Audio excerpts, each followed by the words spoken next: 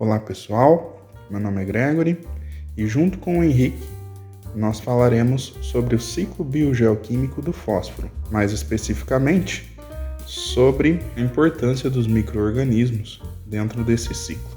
E obviamente não podemos deixar de falar sobre a importância do fósforo para os organismos vivos. Então, comecemos. Qual seria a importância do fósforo para os organismos vivos? Bom, o fósforo ele vai participar na formação de moléculas importantíssimas para a vida, como por exemplo o DNA e o RNA, também o ATP.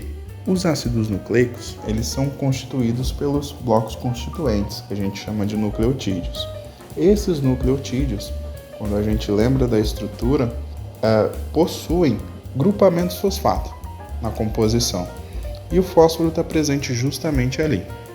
Já o ATP, que é a moeda de troca energética importantíssima para diversos organismos vivos, recebe o nome de adenosina trifosfato, e ela está composta pela adenina, a ribose e 3 fosfatos somados ali. Já falamos então dos ácidos nucleicos, que são importantíssimos para a existência da vida, e da importantíssima moeda energética, o ATP. Mas, não só nisso, o fósforo também vai participar da composição de ossos e dentes, formando parte da matriz mineral, o fosfato de cálcio, que vai conferir rigidez, resistência e reserva de fósforo nesses tecidos. Além dessas importantíssimas participações do fósforo à composição de organismos vivos, nós não podemos deixar de falar da membrana celular, que está composta por fosfolipídios principalmente, e esses fosfolipídios nada mais são do que um grupo fosfato unido a uma colina, e essa colina unida a 2 caudas de ácidos graxos. Quanto ao ciclo, o fósforo é um elemento que está presente na natureza comumente na forma de fosfato PO4 3-, mas podemos dizer que o ciclo se inicia no momento em que as plantas conseguem absorver esse fosfato na forma de H2PO4. A partir daí, o fósforo entrou na cadeia trófica. Esse elemento retornará ao solo na sua forma inorgânica graças à decomposição da matéria realizada pelos organismos decompositores. E substâncias liberadas por esses mesmos organismos farão com que o fósforo retome sua forma assimilável. Qual o papel dos micro-organismos no ciclo do fósforo? Então, basicamente, os micro-organismos eles são responsáveis por esse reaproveitamento dos nutrientes pelos seres vivos.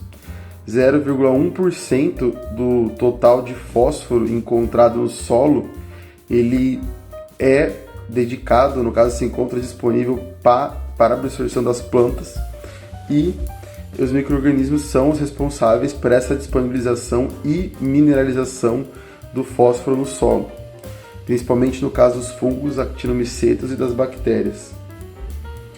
No caso de resíduos orgânicos, um dos principais mecanismos de dissolução de fósforos orgânicos ocorre pelo processo de mineralização da matéria orgânica, através da ação de enzimas.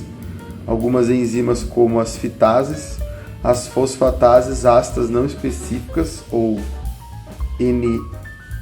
NSAPs, alguma coisa assim, as fosfonatases de carbono-fósforo, e a dissolução de fósforo no solo, eu estava esquecendo, também pode acontecer pelo processo de extrusão de prótons, quando os micro-organismos realizam a conversão do amônio em amônia. No caso da síntese de aminoácidos, Além disso, os micro-organismos no solo eles são capazes de melhorar a absorção do fósforo pelas plantas em 3 principais pontos. Eles aumentam a área de absorção das raízes e a velocidade de absorção do fósforo, né, pelas plantas. Eles produzem hormônios promotores do crescimento para as plantas e eles também apresentam mecanismos de antibiose contra patógenos, ou seja, é só benefício para as plantas. Então, como aumentar esses micro-organismos no solo? Então, isso é possível através da aplicação do silício, juntamente com a inoculação das bactérias solubilizadoras de fosfato, ou BSP, e os fungos micorrízicos arbusculares, ou FMA.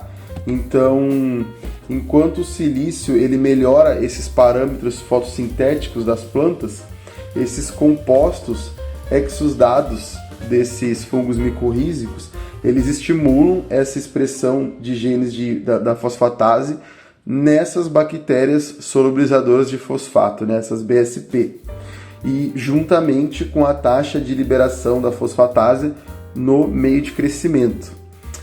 Além disso, a atividade da fosfatase ela é aumentada, promovendo uma maior mineralização do fosfato no meio e uma maior atividade dos processos envolvidos nessa captação do fósforo por esses fungos micorrízicos.